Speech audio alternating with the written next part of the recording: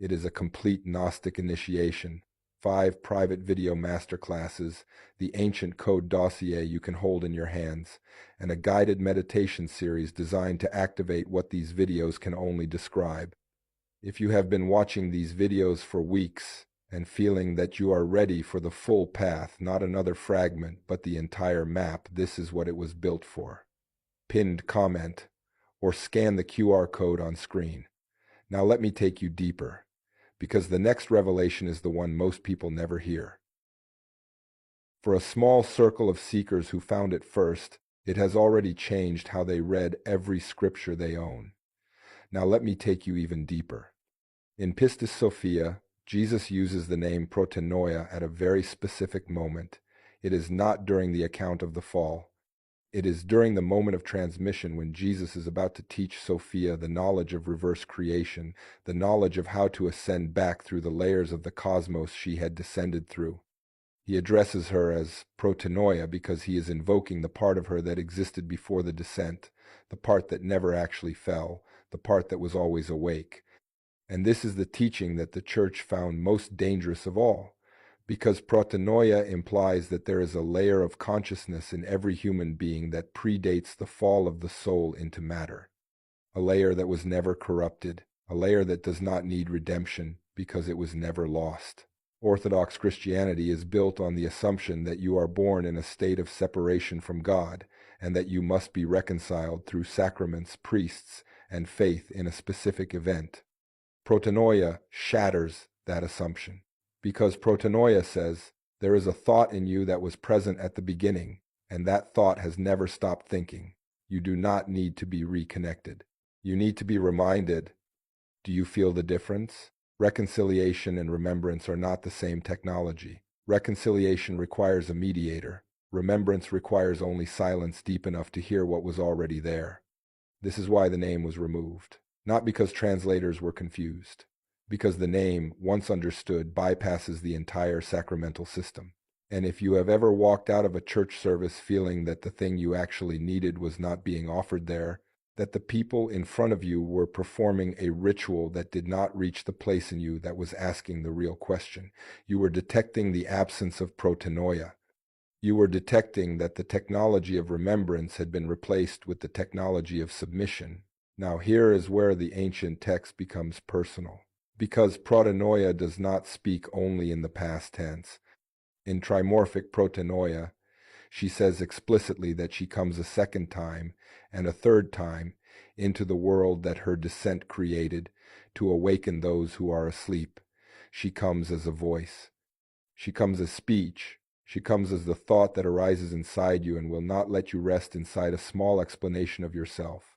Have you had that thought, the one that interrupts your ordinary life and asks, is this really all there is? Is this really who I am? That interruption is not a malfunction.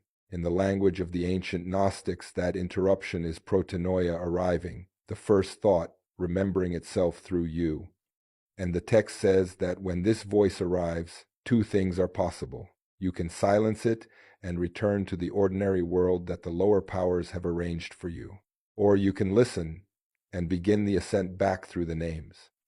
But there is one more name, and the third name is the one that made the Church move from quiet omission to active erasure, because the third name does something the first 2 only implied. It tells you who gave birth to the God you were taught to fear.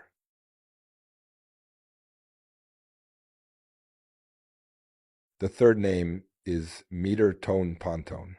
In Koine Greek, meter means mother, ton panton means of all things, of everything, of the totality, mother of all, mother of everything that exists.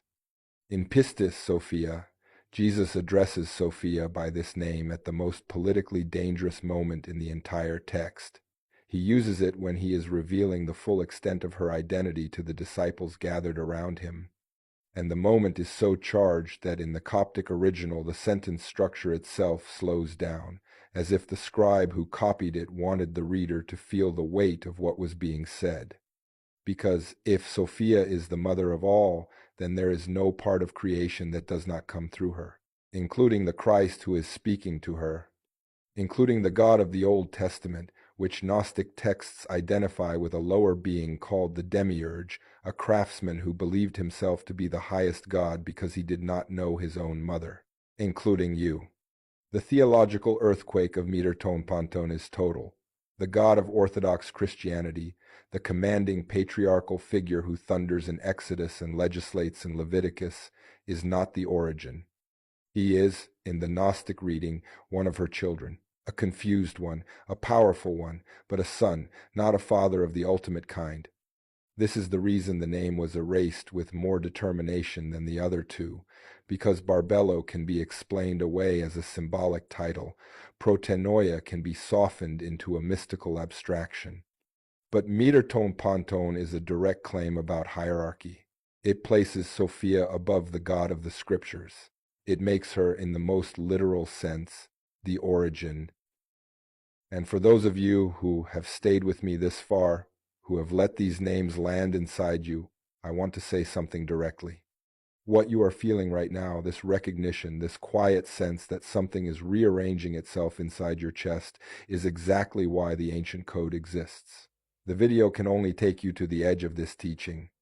The full work goes into the practices the early Gnostics used to hold these names in contemplation, the structure of the 7 archons and how Sophia taught the soul to pass through each one, and the specific texts from Nag Hammadi that orthodoxy never wanted you to read together. The link is in the pinned comment.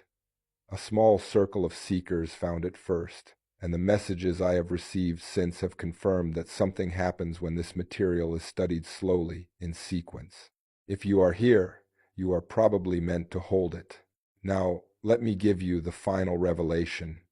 When Irenaeus of Lyon wrote against the Gnostics in the 2nd century, in his book Against Heresies, he devoted entire chapters to refuting the idea that a feminine power could be the origin of the divine realm. He understood exactly what was at stake. If Meter-Ton Panton was accepted, the entire structure of male episcopal authority would lose its metaphysical foundation. Because the bishops traced their authority through a male Christ, who traced his authority through a male father. Insert a mother above that father, and the whole chain becomes derivative. Epiphanius of Salamis, writing in the 4th century in his Panarion, or Medicine Chest Against Heresies, listed Sophia with the title Mother as a specifically dangerous heresy. He did not say it was silly. He said it was poisonous, which is how we know the idea still had real power in his time, real enough to require a named antidote. And yet the Coptic text survived. Buried in Egypt, carried by James Bruce sitting in a British museum vault, the name was not destroyed, it was only hidden. Now consider what this means for you. For centuries, the image of the divine that entered your mind, through cathedrals, through liturgy, through art, through schoolroom prayers, was almost exclusively male. And you were told that this was not a cultural choice but a revealed fact, that the father was primary, that the mother, if she appeared at all, appeared as Mary, a human woman honored but not divine in the ultimate sense. The 3 names say otherwise. Barbello, the primordial thinker, Protenoia, the first voice, Meter-Ton Panton, the mother of all. 3 names, 1 reality. The feminine origin that the scriptures you grew up with systematically redacted. And if something in you is shaking right now, quietly, privately, the way something shakes when a long-suspected truth is finally confirmed, then you already know why we need to talk about what happens when these names are not only read but pronounced. Because the ancient Gnostics did not treat the 3 names as trivia, they treated them as a key.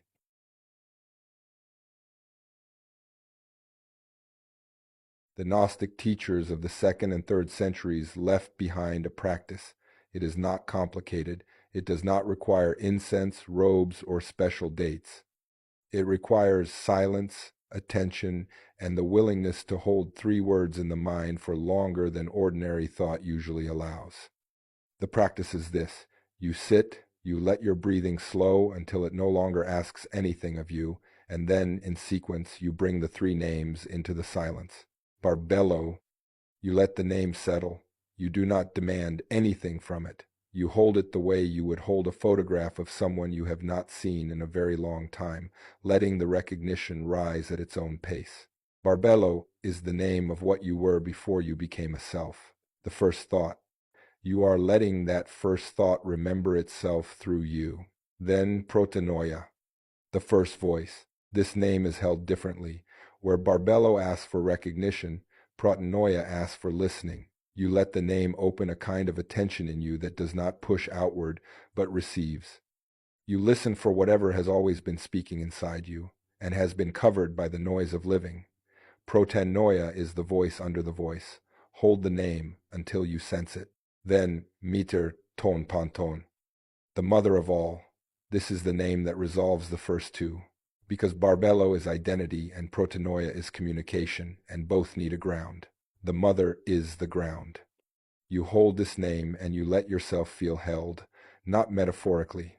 Let the word become an actual gravity that receives you. What happens according to the ancient texts and to the people who have practiced this in the centuries since is a specific kind of memory. It is not a memory of a past event in this life. It is older than that. It is the memory that your soul knew Sophia before it entered this world, that it descended with her, through her, under her protection, that the separation you have felt for most of your life is not your baseline, it is the forgetting, and the three names, pronounced slowly, dismantle the forgetting the way sunlight dismantles fog. You do not need to believe this for it to work. Belief is not the technology here. Attention is the technology. If you hold the three names with real attention for even a few minutes, something in you that knows what the names mean will respond. That response is not Claude speaking, and it is not me speaking. It is the part of you that existed before any of this was taught to you. That is why the church erased the names. Not because the names themselves were dangerous, but because practicing them made priests optional.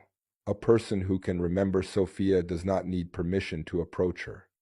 And an institution built on permission cannot survive a population of people who do not need it. So take what you have heard and do with it what you will. Read Pistis Sophia for yourself. Compare the translations. Find the places where the Coptic carries the three names and the English collapses them into one. Let the silence of the redaction teach you something about the rest of the book you were handed as a child. And if anything in this video has opened a door in you that you did not know was there, subscribe to Omniscient, because this is what we do here. We go into the texts that were buried, we hold them in the light, and we remember together what orthodoxy asked us to forget. There is more coming. The next transmission will take us into something even the Gnostics themselves only whispered about, the name Jesus used for the lower God, the craftsman who believed he was alone. You do not want to miss it. And if today was the day you realize the fragments are over, the ancient code is waiting. The complete initiation.